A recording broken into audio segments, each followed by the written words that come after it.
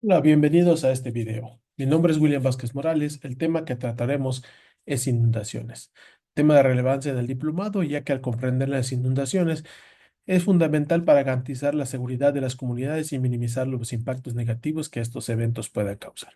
Comencemos. Inundación pues, es un fenómeno que actualmente hemos estado padeciendo en algunas ciudades principalmente, ¿no? O sea, por diversos fenómenos naturales, el cual hemos observado en diversas noticias, pues qué es lo que sucede, ¿no? Entonces, la definición de la inundación es un evento debido a la precipitación, desbordamientos de ríos, ¿sí? Oleajes, marea de tormenta o falla de alguna obra de infraestructura hidráulica que provoca el incremento de los niveles de agua, ya sean ríos, lagos o lagunas o en el mar mismo, y que genera pues esta invasión la cantidad de agua entre hacia los lugares donde usualmente pues son lugares secos y causan daños a la población, a la agricultura y a la infraestructura, ¿no? Entonces, una definición más compacta, ¿no? Es cuando el agua sumerge un terreno que habitualmente está seco, causado por un desbordamiento de un río, oleadas inducidas por los vientos, mareas, tsunamis u otros factores. O sea, eso es a lo que nosotros conocemos como inundación, ¿no?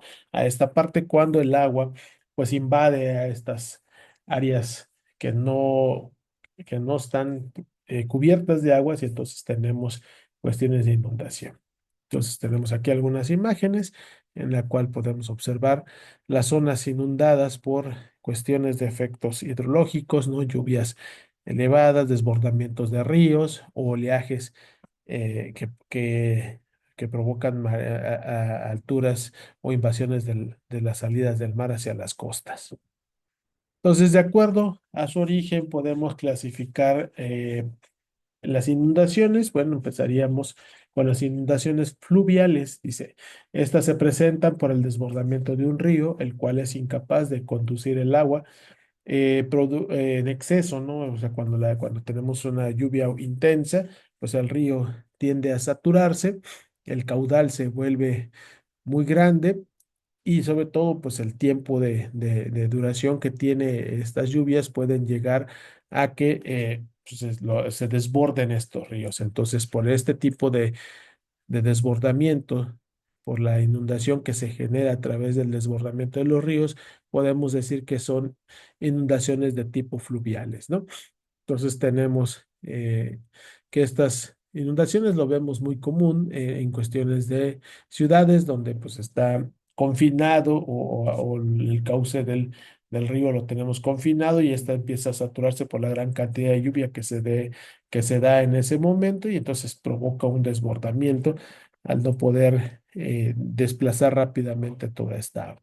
En las inundaciones pluviales, ¿sí? Se genera cuando el agua de lluvia local, ¿sí? Intensa sobre una superficie plana o cóncava es incapaz de desplazarse por sí misma. Por tanto, permanece estancada por horas o días hasta que por infiltración o evaporación desaparece del cuerpo de agua. O sea, eh, es muy parecido a las condiciones fluviales, de hecho, suena igual, ¿no? Pero aquí la diferencia es el tiempo en el cual estas inundaciones tardan en disolverse, ¿no? En el caso de las condiciones fluviales, pues el río se desborda y en cierto tiempo disminuye rápidamente su nivel. En cambio, en estas cuestiones pluviales también es debido a las condiciones de lluvia, pero el desbordamiento es más intenso y tarda pues días, ¿no? Para que pues, esta pueda infiltrarse o evaporarse, ¿sí? En el caso de las cuestiones de radiación solar, que hace la evaporación del agua y este pueda drenarse, ¿no? O secarse también, ¿no? Entonces, ese es como la diferencia que pudiéramos nosotros tener entre una inundación de tipo fluvial y inundación de tipo pluvial. Ambas son el mismo, causados por la misma, el origen que sería la precipitación intensa, ¿no? Y tenemos las inundaciones costeras, que además estas inundaciones pueden se originan principalmente a las costas, ¿no? Orillas del mar, pues pueden darse directamente por causas de la lluvia, o sea, cuestiones fluviales y cuestiones pluviales, ¿sí? Pero además de estos dos factores que vimos anteriormente, es generado por cuestiones también del oleaje, ¿no? De la parte del mar cuando el oleaje es muy elevado o aumento de la marea o sistemas de mar de fondo. Entonces, todo esto puede generar que pues la zona costera se vea afectada, inundada por estos este, efectos que puede tener el área costera, ¿no? Entonces, generando grandes daños a las edificaciones, algunas viviendas o de infraestructura es afectada, ¿no? Erosión a las playas y también los riscos. Debido al tiempo en el que tarda en producirse, bueno, vamos a tener otra clasificación. El anterior fue las causas, en este es debido al tiempo. Vamos a tener inundaciones súbitas, ¿no? Entonces, aquellas que se producen, su nombre lo indica, ¿no? Rápidamente o súbitamente, podemos decir, en el cual en ciertas zonas llueve con una gran intensidad en un lapso de tiempo corto, pero esta cantidad de lluvia o esta cantidad de precipitación que se generó en esas zonas, pues hace que rápidamente existan desbordamiento de los ríos, ¿no?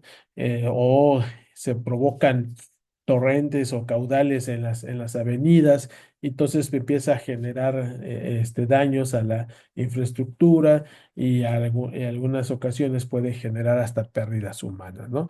Las zonas urbanas son usualmente sitios donde se presenta este tipo de eventos, de inundaciones súbitas, ¿no?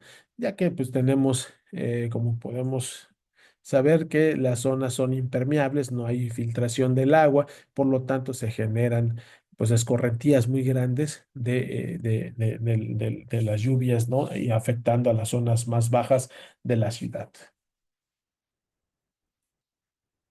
Inundaciones lentas. Entonces, las inundaciones, si la otra era rápida, pues hasta las inundaciones lentas son en cuando se van generando de forma gradual. Esto se origina pues por los factores de lluvias persistentes. Las lluvias son, pues digamos, constantes en un lapso de tiempo largo, periodos podemos tener lluvias que duren días, ¿sí? Entonces, estos van acumulando, el suelo pierde su capacidad de infiltrar ya que se satura de la gran cantidad de agua que está en ese momento. Entonces, pues el agua empieza a desbordarse, ¿no? Los ríos también, al estar este, teniendo mayor cantidad de agua, pues empiezan a existir desbordamientos que, que van a generar estas inundaciones, ¿no? Pero aquí es el tiempo, ¿no? El factor tiempo de que lo hace de forma gradual.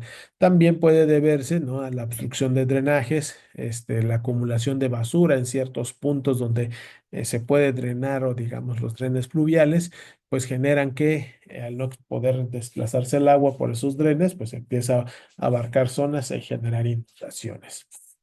Entonces, principalmente esto se va a presentar pues en zonas bajas, en zonas de planicies, donde la pendiente no permite que el agua pues corra, se desplace para evitar las inundaciones. Entonces, teniendo el factor que la lluvia se genera en un tiempo prolongado, pues tenemos este tipo de inundaciones de tipo lentas.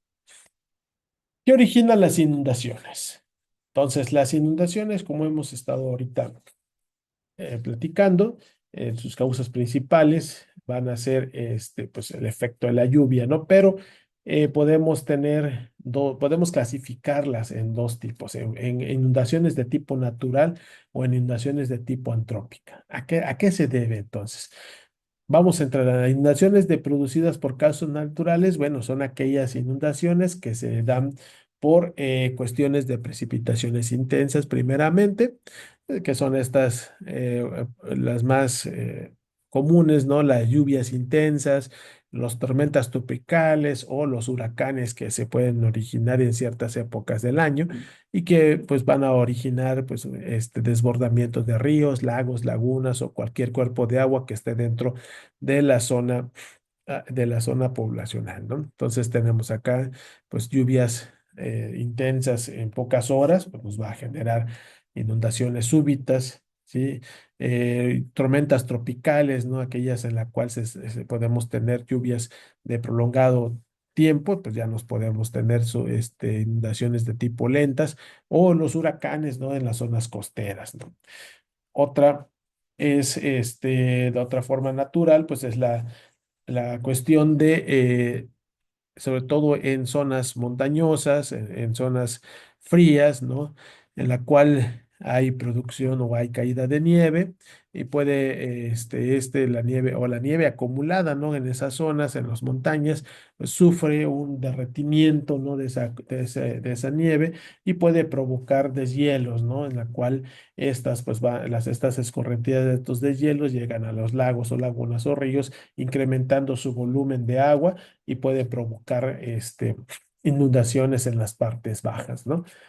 Habitualmente no se producen estos deshielos, pero generalmente el agua estancada en un lago puede, digamos, por una barrera que se genere de un dique de hielo, puede disolverse, derretirse y entonces puede generar una inundación súbita, ¿no? Por ese desplazamiento de agua, como un tipo de represa generada por las condiciones de congelamiento. Y al derretirse, este dique se rompe y entonces deja circular el agua, afectando a las zonas bajas, ¿no? Otro factor natural, pues, es las inundaciones provocadas por tsunamis. Pues es una situación que ocurre un sistema, un terremoto dentro de la parte del mar, al fondo del mar, que provoca vibraciones y que desplazan a grandes cantidades de agua. Entonces estas van desplazando, van generando olas, ¿no? De grandes magnitudes que ya al llegar a la zona costera, pues estas van a invadir, van a inundar toda esa zona, dependiendo la magnitud, la intensidad que haya sido el terremoto, pues va a ser la cantidad de desplazamiento de agua. Entonces, cuando tenemos situaciones de terremotos y los epicentros son en zonas